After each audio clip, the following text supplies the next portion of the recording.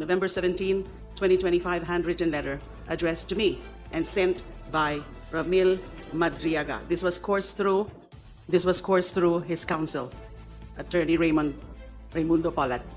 Now, when I received this, because the letter here says about his being unjustly accused and detained, and said that it is because he helped a group of farmers in Mariveles. May tinulungan daw po siyang grupo ng mga farmers ng Mariveles na mga biktima ng land grabbing. At tinuturo po niya si former spokesperson Harry Roque na nasa likod nito. At sabi niya, kahit yung una niyang kaso ng kidnapping, kasi dati na po siyang kinasuhan in 1997 ng kidnapping.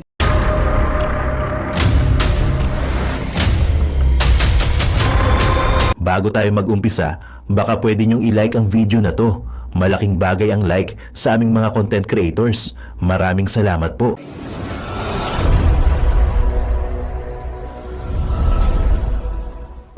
Mga babayan, bingo na tayo, no? Si Madriaga at si Dilima magjowa. Magjowa pala yan. Botang inang yan. Matagal na palang nagkikita yan si Dilima siya kasi Madriaga Kaya yung mga script, alam na. So ganito mga babayan, welcome to my vlog. So it's me again, your neighborhood boy Sarsa, boy Sardinas. So yun mga babayan, dito nga sa video na to, mapag-uusapan na yung halatadong galaw ni Dilima. Abay biruin mo, napanood nyo yung preview lang. No, abay nag-send pala si Madriaga ng letter dito kay Dilima. Abay kung nakakaasar talagang magsalita si Dilima no? Parang dalagang dalagang pokpok. It's a brand strong and sumali apakalupit magsalita, wala mang piling dalaga tirador naman ng ng mga driver na. At dito pala itong Madriaga pala na to, talagang scammer din tong Madriaga na to Dahil pakialamero, abay sa salaysay ni Dilima, ito pa lang si Madriaga ay tumutulong sa mga land grabbing. O bakit Madriaga? Ano ka ba? Attorney ka ba? At ikaw ang kailangan tumulong sa mga yan. Tapos tuloy, ikaw ba ang nakulong? Aba, dinadamay niya pa si Attorney Harry Roque na nasa ulo daw ng mga land grabber. My goodness, magagrang grabber pa ba yan si Attorney Harry Roque? Ayos na ang buhay niyan. Alam nyo, itong si Madriaga na to, mga babayan, aba, convicted. Siya pa yung magiging witness. Grabe, no? Saka kita nyo mga babayan, ang pinag-uusapan talaga ngayon, no? Biruin mo isang witness lang, sabi niya witness itong si Madriaga. Samantalang yung nagsasalita na 18 Marines about dyan sa pinakamalaking flood control scam ay hindi nila inuuna, no? Talagang mayroon talaga to, talagang gusto lang talaga nila gipitin at gibain si BP Sara dahil nga malapit ng 2028 para wala na silang problema pag tumakbo sila. Mga gago, mga tanga to mga to. Ilan pa ang Duterte na pwede nang tumakbo? Di ba? Na-vlog na natin nakaraan niya si Baste. Saka si Pulong, pwede na rin tumakbo ng presidente yan. Si Baste ang napakagandang tumakbo ng presidente kasi makikita mo kay Baste, mga babayan ko, yung pagiging Tatay Digong, pati pagsasalita niya, pati yung pagmumura niya, yung galit na may tama talaga. Yun ang maganda. Kaya alam nyo, kahit si Tatay Digong matanda na siya or matalo nyo man si BP Sara, yung aming si Baste, ay nako, parang pinabatang Tatay Digong, di ba Marge? No? Comment ka nga dyan. Grabe, no? At itong mga script na to, iyak-iyak pa ang tarantadong Madriagang putang ina. Iyak-iyak pa, hindi mo mabasa yung yung mga script or hindi mo kayang bigkasin. Scammer ng putang ina. Alam nyo kaya kung bakit din na convict yan, may kasalanan yan tapos ginagamit pa ngayon sa pagiging witness.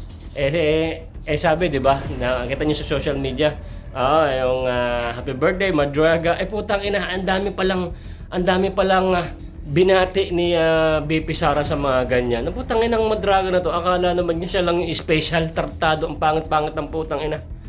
Ang pangit mo, boy. Ayan ang napapala mo. Lalo ngayon, hindi na yun makakawala ng kulungan. Lalo pagka hindi nila talaga magiba si BP Sara. Itong si Madriaga na to, kawawa to. Mamamatay ka na sa kulungan, boy. Hindi ka na makakatakas diyan. Diyan ka na ano, yung matanda ka na diyan, papayat ka na diyan hanggang sa ilalabas ka na sa kulungan, patay ka na. Ganon ang mangyayari sa iyo, Madriaga. Tangina mo, sinungaling ka. Biruin mo yung papel na yan pala na binigay nagpapatulong siya kay Dilima. Sa mga land grabber. Nag-uusap na kayo. Huli kayo ngayon sa CCTV. Talagang nahuli kayo ng mga tao na talagang yung mga script na yan. Alam na matagal na kayo nagkikita. At pati ba naman sa mga land grabber, nagpapatulong pa ito si Madriaga. Bakit? Attorney ka ba? Attorney ka ba, Dilima? Nako po. Tapos kung magsalita, pa-cute-cute pa ng salita. Ay, medyo, dalaga. Sana. Diyos ko. So, ganito mga babayan, panoorin nyo kayo na humusga sa mapipanood yung video at sampal-sampalan nyo si Madriaga dyan. I-comment down below nyo dyan. At yan dalawa na yan, may relasyon mag-jowa yung putang inang yan. Pagigil talaga tong vlog na to. O panoorin nyo mga babayan hanggang sa dulo. At don't forget to like. Ano ba ka? Ako ba nagsabi nakakagigil tong vlog na to? Don't forget to like mga kumare ko at tapusin nyo hanggang sa dulo. At sana mag-iwan ka ng bakas dyan. Mag-commento ka dyan. Ano ba magandang gagawin natin? Tulungan nyo, tulong tayo. Alright, panoorin mo ang full video. Let's go! Sir Madriaga, kindly stand up. Can you please raise your right hand? Do you swear to tell the truth, the whole truth, and nothing but the truth before this committee? Thank you.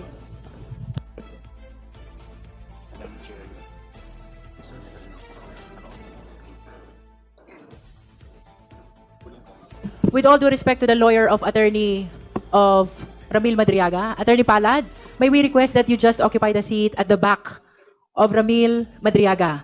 This is to be consistent with our rule that the participation of lawyer is limited only to giving advice to the resource persons or parties in this impeachment complaint.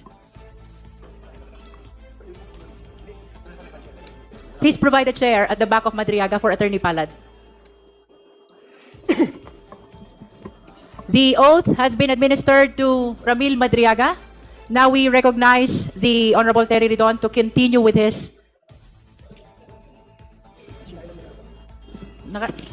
Madam Chair, The Honorable Dilima is recognized. before the questioning of the Honorable Terry Ridon, this representation wishes to make a disclosure. You may proceed, Honorable Dilima. Thank you, Madam Chair. I wish to inform this committee that sometime in November 2025, I received a letter dated November 17, 2025, a handwritten letter from the resource person, Ramil Madriaga. Nandito po yan. November 17, 2025, handwritten letter addressed to me and sent by Ramil Madriaga. This was coursed through his counsel, Attorney Raimundo Palat. Now, when I received this, because the letter here says about his being unjustly accused and detained, and said that it is because he helped a group of farmers in Mariveles. May tinulungan daw po siyang grupo ng mga farmers ng Mariveles na mga biktima ng land grabbing. At tinuturo po niya si former spokesperson Harry Roque na nasa likod nito. At sabi niya, kahit yung una niyang kaso ng kidnapping, kasi dati na po siyang kinasuhan in 1997 ng kidnapping, ay na-convict siya sa trial court pero na-acquit siya sa Supreme Court on appeal or on review. So humihingi po siya ng tulong sa akin dito sa sulat na ito, which is handwritten. Sinabi rin po sa akin ni Attorney Palad na nung time na yon, I think it was later part of November or a few days after November 17, I don't exactly remember the time or the exact day, ay meron daw pong gagawin o ginagawa na sworn affidavit si Mr. Madriaga tungkol sa mga nalalaman niya tungkol kay VP Sara and also sa pamilya ng Duterte. Of course, I was curious, but I told Attorney Palad na gusto ko na munang makita yung sworn affidavit na yan tungkol sa sinasabing marami siyang alam tungkol sa kay VP Sara at ng pamilya Duterte. So true enough, I received an affidavit, a copy of the affidavit. And I did realize that this affidavit which I received then is also an original copy.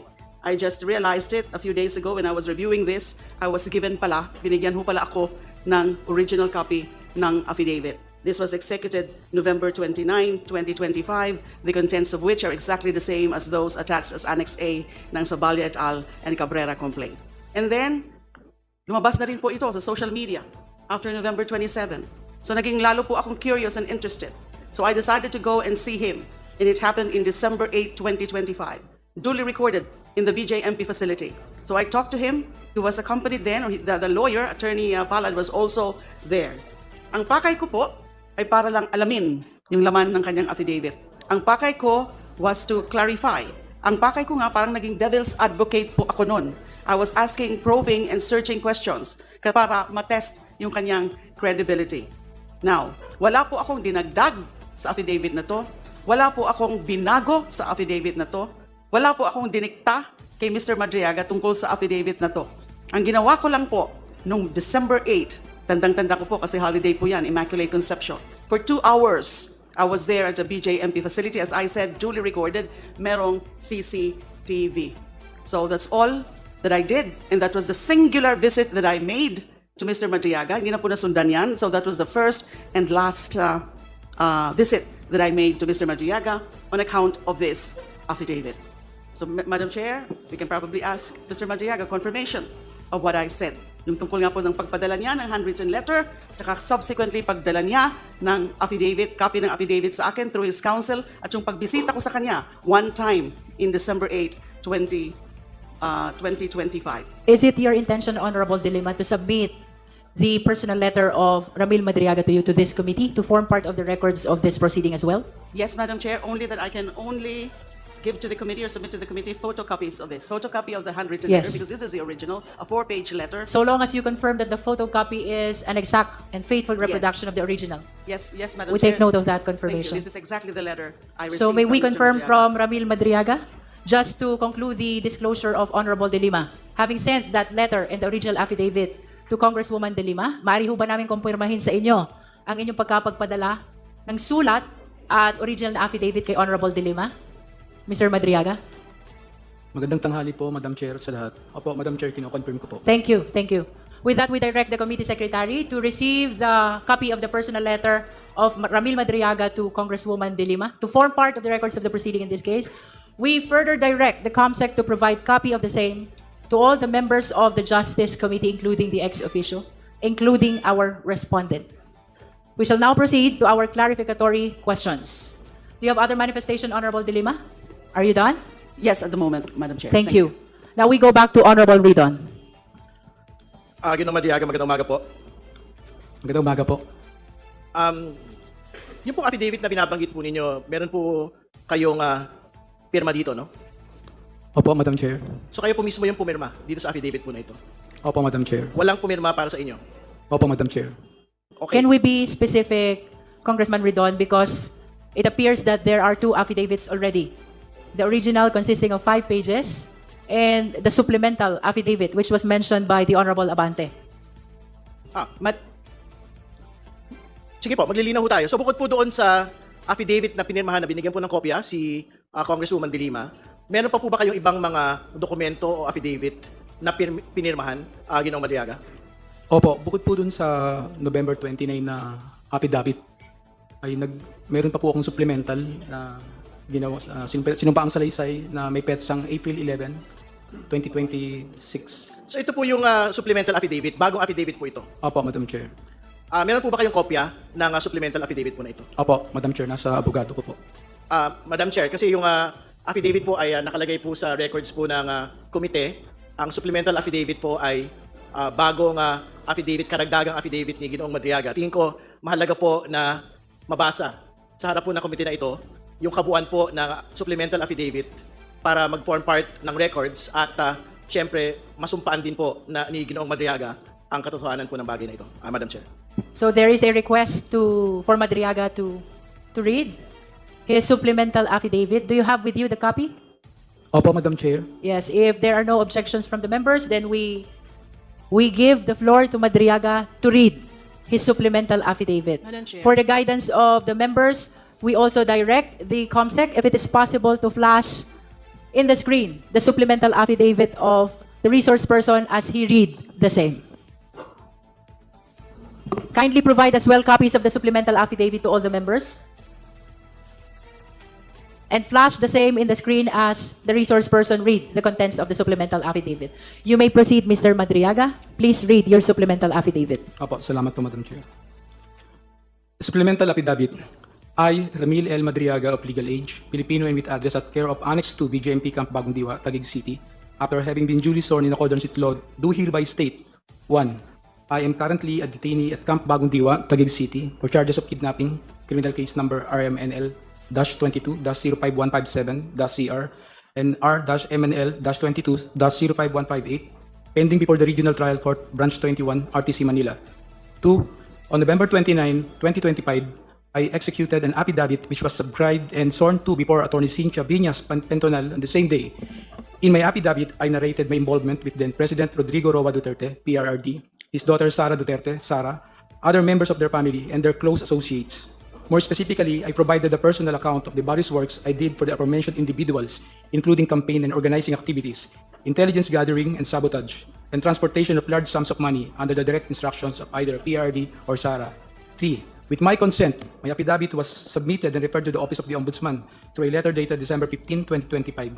4. After I executed my affidavit, I learned that Sara denied any affiliation with me and that she has no personal or professional relationship with me. She added that she has never given me any instruction of any kind. 5. I received through my counsel a copy of complaint dated March 4, 2026, filed by Sara or BP Sara herself before the Office of the City Prosecutor, Taguig City, for perjury.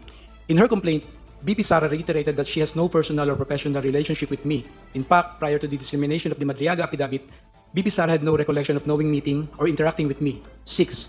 However, her denial of any affiliation with me is absolutely false. She lied under oath in her perjury complaint against me. Hence, I decided to execute a supplemental affidavit providing further details on the narration I made in my previous affidavit with additional accounts of other orders, tasks, or works given to me by either PRD or Sara, or BP Sara. Engagement activities with President Rodrigo Roa Duterte. 7.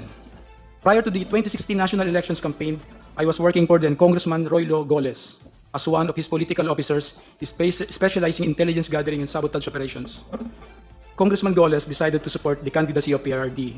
Hence, he introduced me and endorsed my services to PRRD during their meeting at the latter's residence in Taal Street, Bangkal, Davao City, around the 2015 or early 2016. He mentioned to PRRD that I was previously under detention and that I later survived death row. Congressman Goles also added that I am his #1 asset in the National Security Council during his time as National Security Advisor. 9. When PRRD was elected president, Cong Goles' brother, Ferdinand Goles, was appointed as a member of the Board of Directors of the Bases Conversion and Development Authority, BCDA. On the other hand, PRRD directed me to serve as a counterintelligence agent for the National Security Council. 10. However, I was never under the employ of the Office of the President or any government agency. Instead, I was directly employed by PRRD. I received my salary from a certain Canlas, a PNP officer, provisionally from Davao, at the start of every month in the amount of 100,000 pesos to 150,000 pesos in cash. 11. As part of my duties, PRRD specifically instructed me to monitor, operate, and sabotage former Senator Trillanes. However, PRRD was apprehensive in ordering the assassination of Senator Trillanes because of the latter's support and contact in the armed forces of the Philippines. 12. Sometime in 2018, PRRD asked Sara, BP Sara, to go to his home in Taal Street, Bangkal, Davao City, to discuss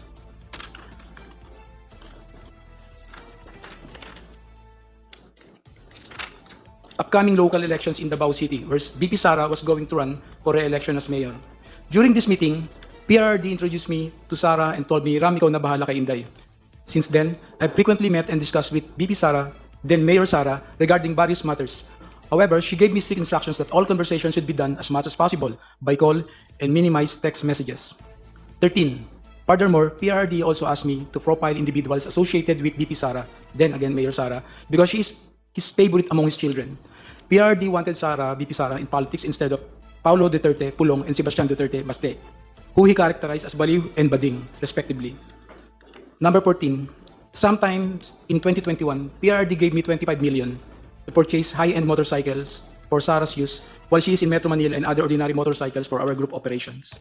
15. Hence, I bought two 2021 model Harley-Davidson motorcycles from a dealership in Green Hills, EDSA for around 2,500,000 pesos, inclusive of accessories, and around 2 million pesos exclusive accessories, respectively. Both Harley-Davidson motorcycles were placed under the name of my son.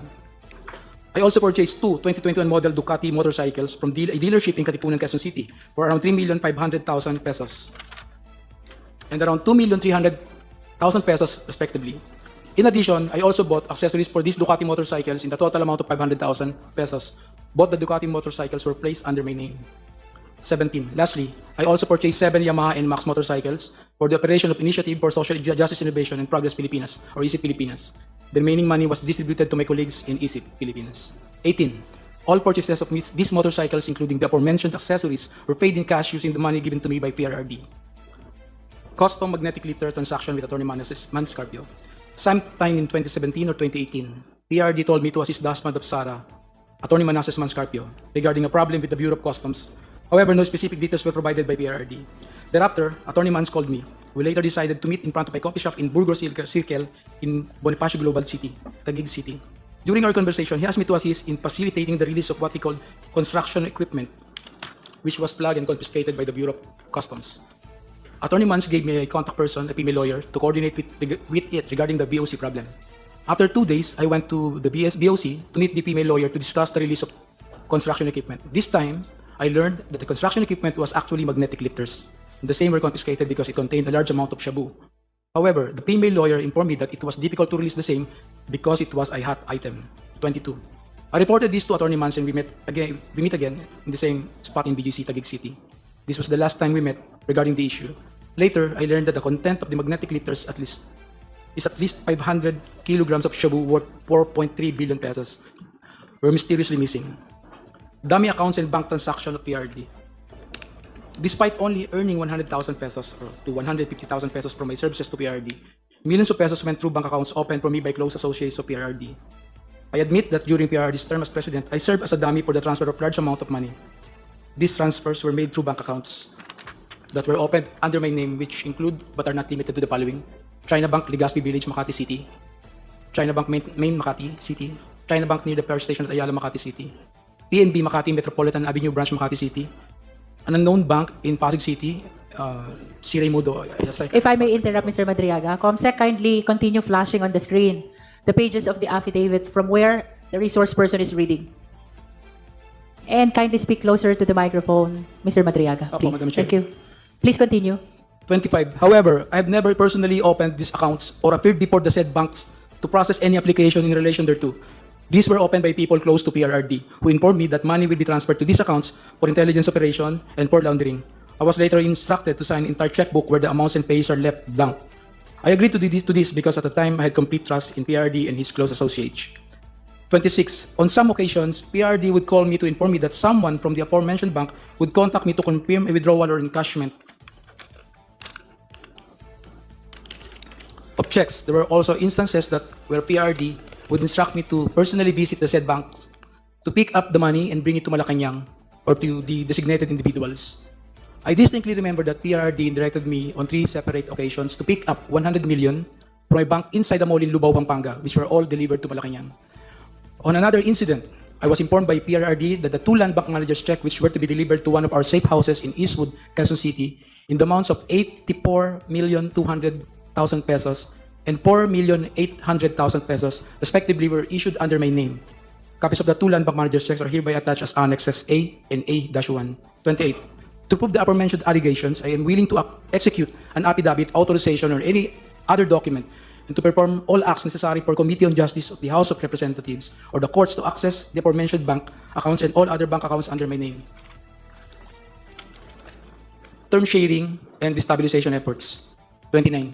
Sometime in November 2021, PRD mentioned to me that Ferdinand Bongbong Marcos Jr. will run for the president while Sara will serve as his running mate. PRD added that a few months ago, BBM and Senator Amy Marcos visited him to discuss a possible alliance to the 2022 national elections. During this meeting, BBM was able to convince PRRD to have Sara as BBM's vice president. However, they also agreed that by 2025, BBM will voluntarily step down to give way for a Sara presidency. After Sara took her oath as vice president, PRRD had a discussion with me, with retired generals of the Armed Forces of the Philippines, where I was also present regarding all the possible scenarios for unseating BBM by 2025. In case he reneged on his promise, the general objective was to ensure that PBBM will only serve less than 4 years of his term as president, so that Sara, upon assumption to the presidency, will still be eligible for the presidency in 2028. 31. I remember that one of the plans considered was to sabotage BBM's administration by using some of BBM's own men, either recommended by PRD for appointment or allied with the Dutertes, to reveal supposed corruption issues that will serve as a precursor for an impeachment for complaint. 32. In the event that BBM will not voluntarily step down or hand over the presidency to Sara, extraordinary measures of overthrowing BBM will be considered, which include assassination, mass resignation of government officials, civil disobedience, and even an armed assault of Malacanang Palace. It was also considered by PRD to arrange assassination or armed hits of several government officials in order to cause massive civil unrest. The resulting civil unrest will be used as basis to organize a group of military officers to stage a coup. 33. One of my assignments was to recruit civil groups, schools, clubs, fraternities, criminal groups, and syndicates. Inday Sara is my president isip at 2022 national elections campaign. 34. In 2020, I was instructed by PRRD and Sara to help form a group to support Sara's candidacy for president in the 2022 national elections. Hence, I helped establish and register a non-profit corporation called Initiative for Social Justice Innovation and Progress, or ISIP Pilipinas, Incorporated. But to us supporters of Sara, ISIP actually stands for Inday Sara is my president. I helped establish ISIP together with some friends of BP Sara and alumni of San Sebastian College of Law, SSC Law, including Assistant Special Prosecutor Ryan Ray Kilala of the Office of the Ombudsman and his wife, Aurea Fortuna Kilala.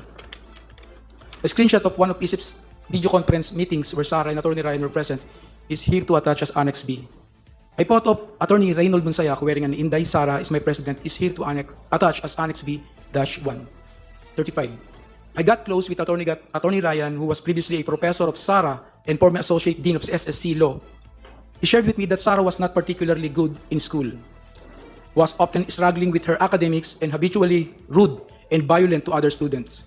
Hence, Attorney Ryan used his influence in San Sebastian College of Law to ensure that Sara received passing grades despite her poor academic performance. 36. Attorney Ryan and his wife became quite close to me and my family that they agreed to serve as godparents in my son's wedding. A photo of Attorney Ryan and Rhea taken during my son's wedding is here to attach as Annex C. Shortly after we organized ISIP, I was informed by PRRD that funding will be made available for the activities of ISIP through the contribution of his friends and supporters. One of those friends and supporters is Lin Wei Zhong, who was the financial officer of Parmalee Pharmaceuticals. Sometime in June or July 2021, PRD informed me that someone will call me to directly coordinate the turnover of 175 million to fund ISIP's organizing efforts, promotional and campaign activities. Thereafter, a man called me to proceed to the basement parking of Seda Hotel, Quezon City, to pick up the said amount. Thus, I hurriedly went to the place with my cousin Rosenda Madriaga. As I recall, the money was placed inside several large backpacks and bags, which were handed to me at basement of parking of Seda Hotel, Quezon City.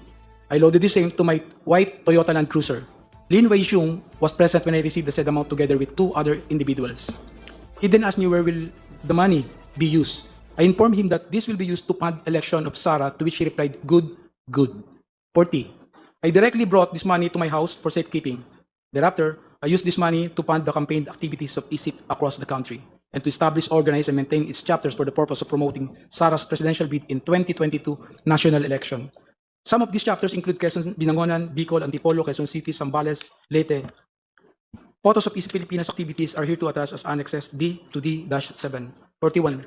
The expenses for the activities include costs for merchandise, travel, accommodations, rental fees for offices, lump sum distribution to identified leaders, who in turn pledged to organize for Sara in their respective communities, and allowances of volunteers and organizers. However, upon the request of Attorney Ryan, I personally delivered 15 million to him in his office at the Office of the Ombudsman. From time to time, PRD would talk to me to check if there is still sufficient funding for ISIP.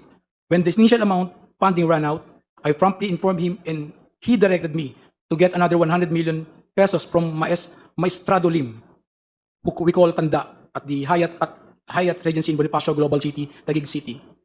The money was placed in several bags and were handed to me by Maestrado Lim. 43.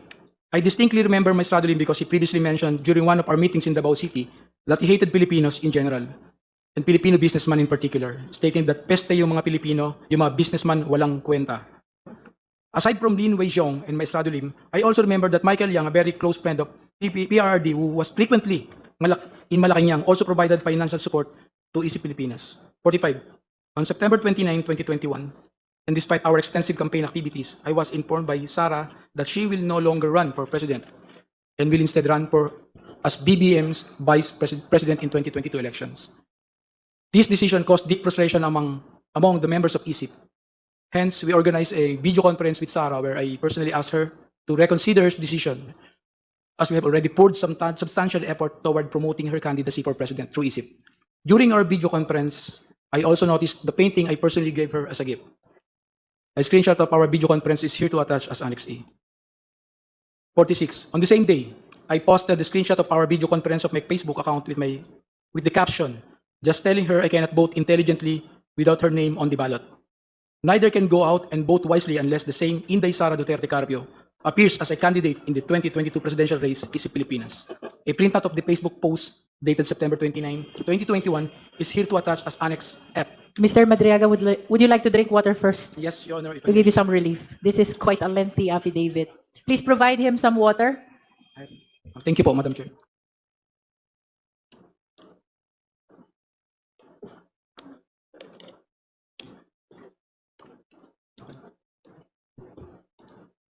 Can I proceed, Madam Chair? Yes, you may. 46. On the same day, I posted the same screenshot of our video conference on my Facebook account with the caption, just telling her I cannot vote intelligently without her name on the ballot. Neither can go out and vote wisely unless the name Inday Sara Duterte Carpio appears as a candidate to presidential race, Pilipinas. A printout of the Facebook post dated September 29, 2021 is here to attach. May I know what's happening to you, Mr. Madriaga? You seem to be crying. Are you crying? I just remember one moment. Are you crying? You are nearly crying. May I just put it on record that while reading these portions of the affidavit, the resource person, Ramil Madriaga, is breaking into tears. Can we go back to where you felt frustrated and you're nearly crying? Which part of your affidavit is that? Can we go back to that? Number 46 po, Madam Chair. Number 46. Let's go back to number 46. Okay, you may read from 46, Mr. Madriaga. On the same day, I posted the screenshot of our video conference on my Facebook account with the caption just telling her I cannot vote intelligently without her name on the ballot. Neither can go out and vote wisely unless the name Inday Sara Duterte Carpio appears as a candidate in the 2022 presidential race. Would you like 47. to say something about why you are crying on this part of the affidavit? Hindi naman, malungkot lang po. Malungkot. Okay, please proceed.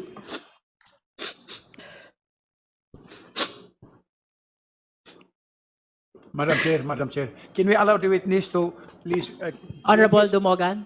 Thank you, Madam Chair. Can we allow the witness to please get his composure before he will continue? Yes, we are temporarily suspending to give time to Mr. Madriaga to console himself.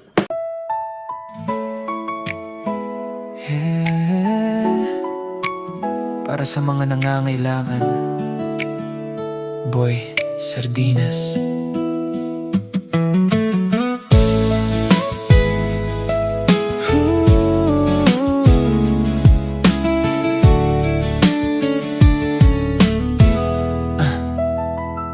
Sa bawat kanto, may kwentong bitbit, mga luha't hirap na gustong malimot saglit. Sa simpleng paraan, may ngiting na ibalik. Sa kamay na bukas, pag-asa'y sumisilip. Hindi man mayaman pero busog ang puso. Sa pagtulong sa kapwa, doon ako buo. Sa bawat bigas na aking naiaabot, may buhay na unti-unting bumabangon. Di kailangan ng kapalit o papuri, basta may matulungan, panalo na lagi. Sa bawat araw na may ngiting na idulot, alam kong tama ang landas na tinahak ko.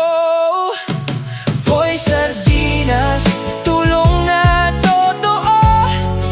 Sa bawat nangangailangan, umaabot ako. May sakit man o kapatid na OFW, hindi ka nag-iisa, may kasama ka rito. Marami nang natulungan, patuloy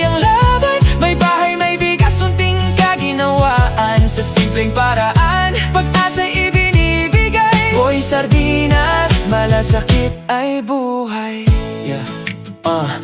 May batang nangangarap kahit kulang sa lahat. May magulang na pagod pero di sumusukot lumalaban. Sa bawat kwento na aking nasasaksihan, mas lalo kong gustong tumulong ng walang hanggan. Mula sa lansangan hanggang sa malalayong lugar, abot ang tulong kahit saan ka man naroroon. Sa video na to, kwento ay buhay na kahit maliit, kayang magbigay liwanag. Sa bawat share at suporta ng bawat isa, mas dumadami ang natutulungan ko pa. Hindi lang ako, kundi tayong lahat. Sa kabutihan, sama-sama nating iangat. Boy Sardinas, tulong na totoo. Sa bawat nangangailangan, umaabot ako. May sakit man o kapatid na OFW, hindi ka nag-iisa, may kasama ka rito. Marami nang natulungan, patuloy ang laban. May bahay, may bigas, tunting kaginawaan. Sa simpleng paraan, pag-asa'y ibinibigay. Boy Sardinas, malasakit ay buhay. Kung may puso kang tumulong, simulan mo na. Sa maliit na paraan, malaki ang epekto niyan. Hindi mo kailangan maging mayaman, basta may malasakit, sapat na yan. Boy Sardinas, tulong na totoo. Sa bawat nangangailangan, umaabot ako. Sa bawat kwento, pag-asa'y nabubuo. Sa bawat puso, liwanag ay totoo. Please like, share, comment, and follow para mas marami pa tayong matulungan. Boy Sardinas. Ama naming Diyos na makapangyarihan sa lahat, salamat po sa iyong pagmamahal na hindi nagmamaliw. Sa gitna ng kaguluhan sa aming bansa, turuan niyo po kaming magtiwala sa iyong hustisya at hindi sa hustisya ng tao. Linisin niyo po ang aming mga puso at ituro niyo po ang tamang daan ng katotohanan at pag-ibig. Tulungan niyo po kaming maging ilaw sa gitna ng dilim at ipakita sa mundo na may pag-asa pa sa pangalan ng aming Panginoon Hesus. Salamat po sa pag-ibig po ninyo at salamat sa pagdinig ng aming mga panalangin at iligtas niyo po kami. Sa pangalawa po ninyong pagparito at patawarin po kami sa lahat ng aming mga pagkukulang at pagkakasala, sapagkat ito po ang aming samutiling sa matamis na pangalan ng aming Panginoon Hesus. Amen. Sa lumang silid, mag-isa kang tahimik. Walang kamera, palakpak ay wala na. Ngunit sa bawat pader ng bayang iniwan mo, may pangalan mong di na mabubura.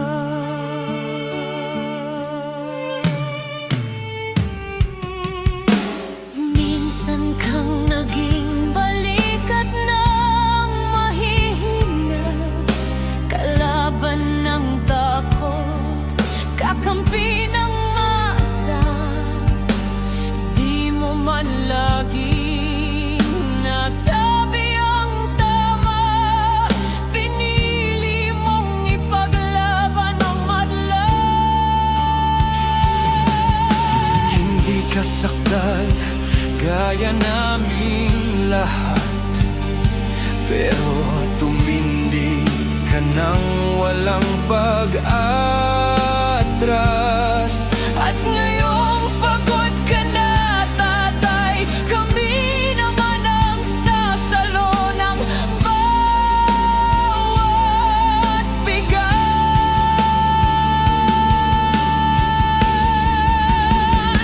Hanggang sa dulo, ikaw ay mahal. Kahit papagod na ang iyong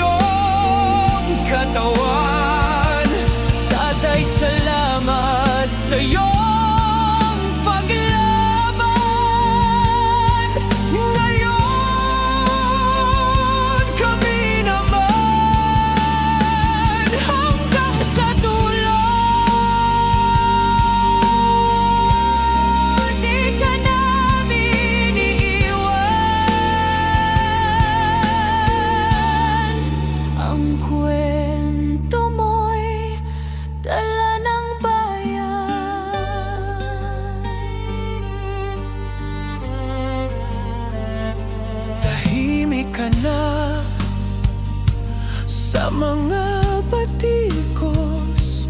Wala nang tugon, wala nang galit, pero sa mata ng mga maralita, naroon pa rin ang tapat mong alaala. Marami mang di nakaintindi, marami pa rin ang di nakakalimot. At ngayong wala ka ng kapangyarihan, tatay, Ang magtatanggol sa'yo ay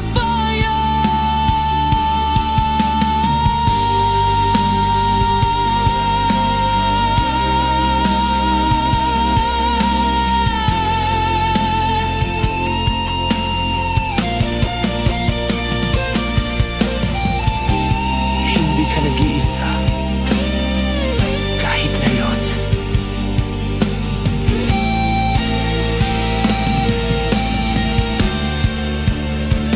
hanggang sa dulo, tangan ka pa rin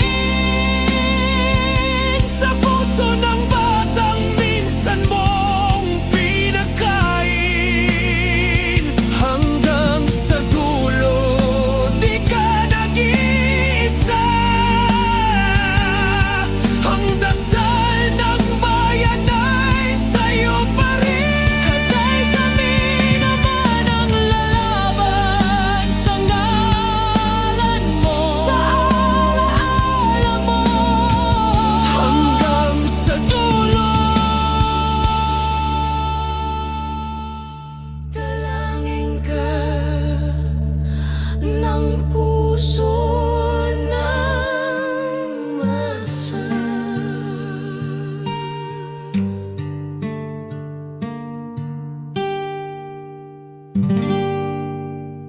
At yun na nga mga kababayan, ano na ang masasabi mo?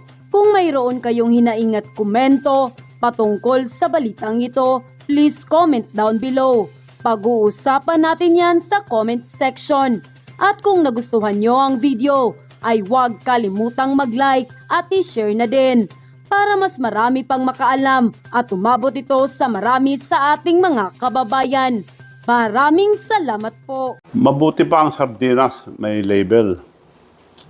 Eh tayo, wala. Oo nga pala. Nay, ito na yung bayad ko sa isa, ano? O, kunin mo yung isa. Isa muna, iyan, no? Tapos, isa pa, di ba? 4 dapat na sardinas, eh. O, yan. 3 na. Pang-4 na sardinas. O, okay na.